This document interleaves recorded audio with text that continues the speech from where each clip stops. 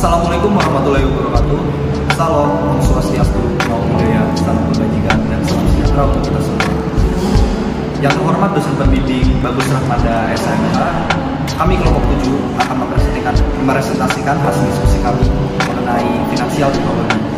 Kami yang beranggotakan saya, Cahyo Kumampi, dengan NIM belakang 693. Nama saya Alda Clarissa Febiola dengan NIM belakang 714. Nama saya Farah dengan NIM belakang 717.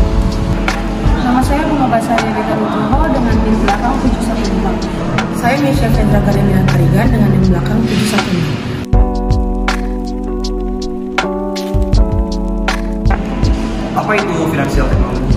Fintech merupakan singkatan dari finansial teknologi yang merupakan inovasi dalam industri bidang jasa keuangan yang memanfaatkan hasil perkembangan teknologi yang ada.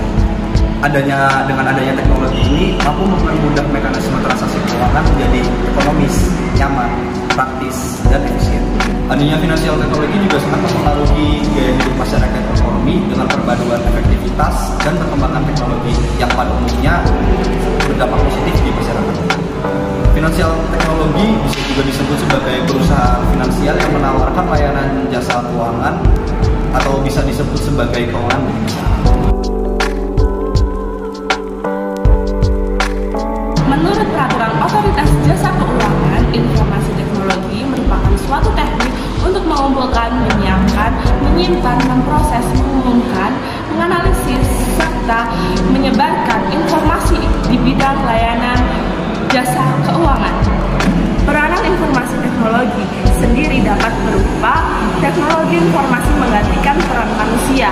Dalam hal ini, informasi melakukan otomasi terhadap suatu tugas atau proses. Dan yang kedua, teknologi memperkuat peran manusia. Dengan ini, menyajikan informasi terhadap suatu tugas atau proses. Fintech ada 3. Yang pertama, manfaat fintech bagi konsumen. Manfaat fintech sendiri bagi konsumen ada 3. Memperluas produk. Kedua, peningkatan kualitas layanan. Ketiga, penurunan harga. Manfaat bagi pelaku bisnis. Yang pertama, memperpendek rantai transaksi. Yang kedua, meningkatkan efisiensi modal, resiliensi operasional, meningkatkan inklusi keuangan, memperlancar arus informasi. Bagi ekonomi sendiri ada 3. Mempercepat transmisi kebijakan moneter, meningkatkan kecepatan keuangan beredar, meningkatkan pertumbuhan ekonomi.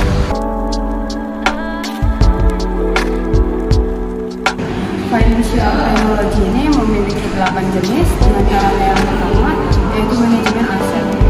Platform Expense Management System ini membantu berjalan di sebuah usaha agar lebih praktis dan efisien. Yang kedua ada crowdfunding. Crowdfunding ini merupakan jenis startup yang menyediakan layanan platform bagi penggalangan dana yang kemudian dana tersebut disalurkan kepada korban-korban yang membutuhkan seperti korban bencana alam, korban perang, juga untuk mendanai pembuatan sebuah karya. Yang ketiga ada e-money. E-money atau uang elektronik merupakan sejumlah uang yang dikemas di dalam dunia digital sehingga hal tersebut dapat dikatakan sebagai dompet elektronik. Yang keempat ada insurance.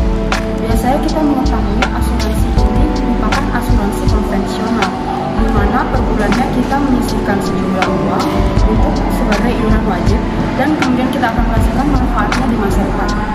Yang kelima ada peer-to-peer lending. Peer-to-peer lending merupakan sebuah startup yang menyediakan platform untuk peminjaman secara online. Yang keenam ada payment gateway. Payment gateway ini memungkinkan masyarakat untuk memilih beragam metode untuk pembayaran secara digital yang dikelola oleh sejumlah startup. Dan hal tersebut dapat meningkatkan volume penjualan e-commerce. Yang ketujuh ada remittance. Remittance merupakan jenis startup yang menyediakan layanan platform untuk pengiriman uang antar negara. Kelebihan finansial teknologi yang pertama adalah mudah dalam melayani konsumen.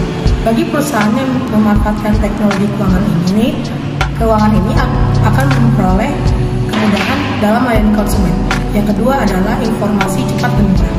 Dengan adanya fintech sangat membantu mendapatkan informasi cepat dan murah. fintech juga menjamin keamanan keuangan Anda karena membatasi paparan informasi untuk orang lain. Yang ketiga adalah keamanan terjaring. Fintech memiliki metode keamanan terbaru sehingga dapat menjamin data pelanggan tetap aman. Yang keempat adalah proses cepat. Fintech memberikan pelayanan proses keuangan yang sangat cepat seperti dokumentasi keuangan, proses pinjaman, dan validasi skor kredit. Proses ini dinilai lebih cepat dan lebih efisien. Sekarang saya akan memaparkan kekurangan finansial teknologi. Yang pertama adalah wajib terkoneksi internet. Bagi perusahaan yang baru mulai merintis, memerlukan biaya yang sangat besar untuk usahanya karena untuk mendapatkan layanan teknologi keuangan ini. Yang kedua, hanya menjangkau pebisnis yang melek internet. Layanan finansial teknologi ini belum bisa dinikmati semua kalangan, terutama bagi masyarakat yang belum mendapatkan akses internet dan menerima informasi tentang pelayanan keuangan, teknologi keuangan. Yang ketiga adalah rawan penipuan. Meskipun pelayanan finansial teknologi ini memiliki tingkat keamanan yang cukup tinggi, tetapi masih ada rawan penipuan. Masih banyak iming-iming menawarkan kepada konsumen keuntungan yang lebih besar. Yang keempat adalah biaya bunga yang tinggi.